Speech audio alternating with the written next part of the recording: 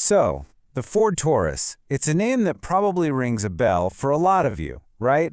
But this is a version you almost certainly haven't seen.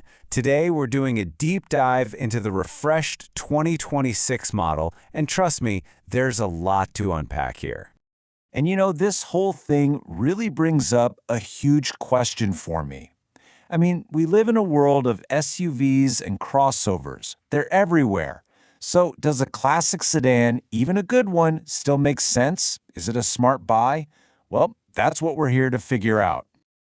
All right, so to even begin to answer that, we've got to get on the same page. Let's start with the basics. What exactly is the 2026 Taurus? And maybe more importantly, who is it actually for? Okay, and right off the bat, here's probably the single most important thing you need to know about this car. This is not the Taurus you might remember from the US or Canada. Nope, this one is specifically built for certain markets, mainly in the Middle East and Asia. And everything about it, the focus on comfort, on practicality, on tech, it's all tailored for that audience. So now that we have that crucial context, let's build the case for the Taurus. What are the big selling points? What makes this car compelling? First thing you'll notice, the looks. I mean, Ford really gave this thing a major facelift. You got these sleeker lines, a really bold new grille, and these sharp LED headlights. The whole vibe is way more premium, It's got this sophisticated presence on the road that just looks, well, a whole lot more modern than the old one. And that feeling doesn't stop when you open the door. Stepping inside, it's clear they wanted to carry that premium feel through the whole car. The cabin's been totally redesigned. We're talking better materials, new upholstery, a much more refined center console. It's all geared towards making it more comfortable and just easier to live with for everyone inside. But really, inside, the tech is the star of the show. Your eyes are immediately drawn to this huge 13.2-inch screen. It's running Ford's latest Sync 4A system, which is basically the brains of the whole operation. And get this, it comes with wireless Apple CarPlay and Android Auto as standard. That is a huge deal, a major convenience that a lot of other brands still make you pay extra for. And if you're into your music, there's an optional 10-speaker B&O sound system that can really make the cabin feel special. All right, let's talk about what's under the hood. Ford gives you two totally different choices here, and they're really aimed at two different kinds of drivers. So on one side, you've got the 2.0-liter EcoBoost engine. And if you don't know, EcoBoost is just Ford's fancy name for their turbocharged engines.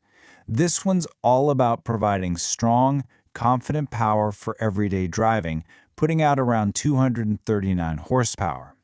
But then, on the other side of the coin, you have the 1.5-liter hybrid, and its mission is totally different.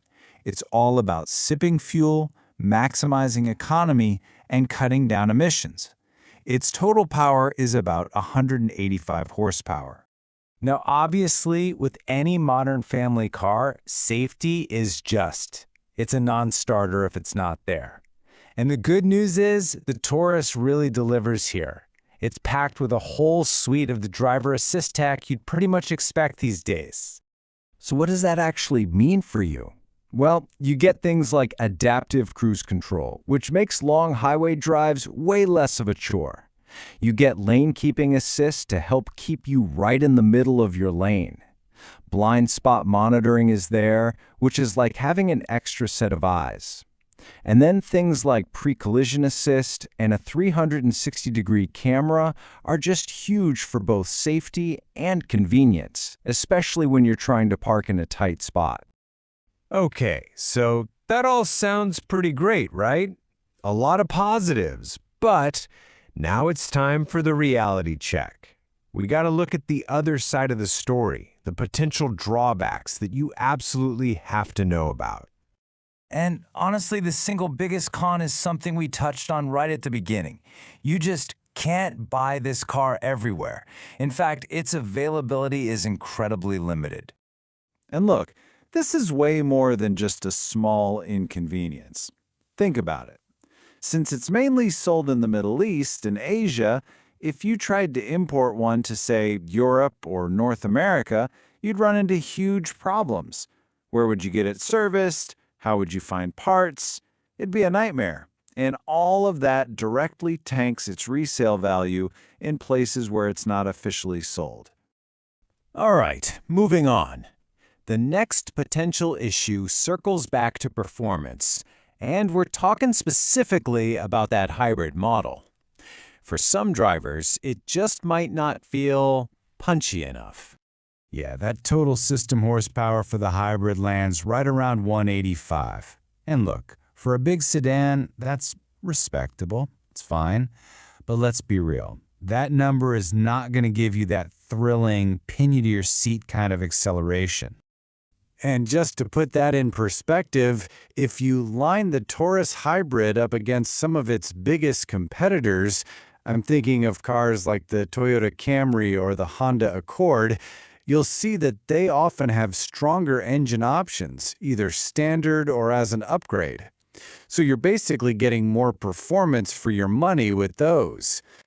And there are just a couple of other things to keep in your back pocket. First, the whole sedan market is shrinking, and that could hurt the long-term value of any car in this category. Also, some rivals might have hybrid systems that are a bit more advanced or even more efficient. And finally, that price tag. Yeah, the base price is one thing, but when you start adding all those nice premium options we talked about, that final cost can climb up really, really fast. So, we've looked at the good, we've looked at the bad. When you put it all together, what's the bottom line? What's the final verdict on the 2026 Ford Taurus? Let's just break it down by the numbers. For design and style, a solid 4 out of 5 stars. The car looks great. Same for comfort and interior. 4 stars. It's a really pleasant place to spend time. Technology also gets a strong 4 stars, mainly because of that amazing screen and the wireless tech. But then you get to performance and value for money, and they both land at 3 stars. And that really reflects the hybrid's modest power and the fact that there's just so much tough competition out there. So what does that tell us? It's a super comfortable, very modern car, but it's not aiming to be the fastest or the absolute best bargain. You know, when you boil it all down, this quote really nails it. The 2026 Taurus is a really thoughtfully updated sedan. It's solid, it's comfortable, it's loaded with tech, and it has that efficient hybrid option. All of that makes it a totally worthy choice if you live in one of the places where you can actually buy it. That's the big asterisk. And that brings us full circle, right back to that question we started with.